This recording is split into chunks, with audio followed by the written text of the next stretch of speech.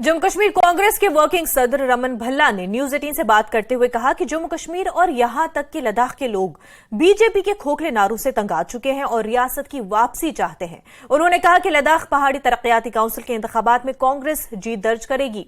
उन्होंने कहा कि जम्मू कश्मीर खित्ते के लोग मौजूदा हुकूमत के खिलाफ अपने गुस्से का इजहार करने के लिए असेंबली और दीगर इंतखाबात चाहते हैं, लेकिन बीजेपी जानबूझकर इसमें ताखीर कर रही है।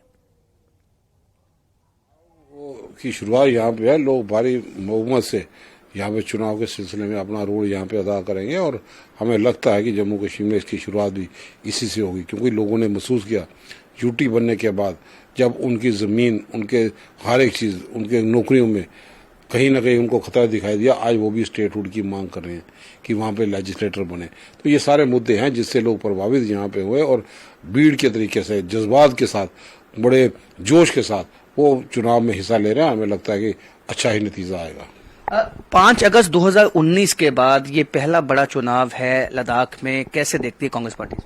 नहीं, चुनाव तो वहां पे है, लेकिन लोगों के सामने जो वादे किए थे, कितनी बार पूरी नेशनल लेवल की लीडरशिप को उनको बुलाना पड़ा, क्योंकि वो लोग अभी सेटिस्फाई नहीं है। हम समझते हैं कि इन सब चीजों को देखे, ये शुरुआत नहीं, उसके बाद पंचायतों के भी अब बीडीसी, डीडीसी सारा उसके बाद यहाँ पे है। लोगों को जो उम्मीद थी, खासकर जम्मू कश्मीर लद्दाख के लोगों को, कि हमें रियासत का दर्जा वापस मिले और तभी लोग जो हैं वो सेटिस्फाई हो सकेंगे। और चाबी है कि ये चुनाव जमहूरियत को बहाल करने के लिए कांग्रेस ने बहुत बड़ा रोल अदा किया है। शायद जब मुल्क गुलामी के जजीरों में झगड़ा था, जमहूरियत बहाल हो, कांग्रेस का ही रोल है। भाजपा का कोई आदमी भी वहाँ पे नामो निशान नहीं था। कलेक्टिव लीडरशिप का सूत्र था। जवाहरलाल नेहरू जी, उसको बुलाया नहीं जा सकता। आज चंद्रयान वहां पे गया तो इसरो डिपार्टमेंट वगैरह जवाहरलाल नेहरू जी ने बनाया था। हर जगह पे इसरो हो, डीआरडीओ हो, सारे महकमे और एम्स। इसके साथ साथ अब जो आने वाले चुनाव हैं लोकसभा के, और अब जो ऑपोजिशन पार्टी है उन्होंने 10 अक्टूबर को प्रोटेस्ट भी करना है। कांग्रेस पार्टी किस तरह से इसमें एक्टिव रोल प्ले करेगी? पूरा सब गठबंधन पूरा बराबर है, मिलजुल के सब हम लोग करेंगे। एक सिंपल तौर पे सिंबॉलिक प्रोटेस्ट यहाँ पे होगा, पीसफुल पे एक आम आवाज यहाँ पे निकले कि लोग जो हैं वो इनसे खफा हैं कि जम्मू को टोटली टूरिस्ट डेस्टिनेशन ये लोग नहीं बना सके। बेरोजगारी चरम सीमा में पहुंचा दी। स्मार्ट मीटर, जो मीटर नहीं भी लगाओ तब भी उसकी रीडिंग बड़ी तेज आती है। बुलेट ट्रेन लोगों ने देखी नहीं होगी, लेकिन स्मार्ट मीटर के जरिए बुलेट ट्रेन की रफ्तार उस स्मार्ट मीटर के माध्यम से नजर आती है।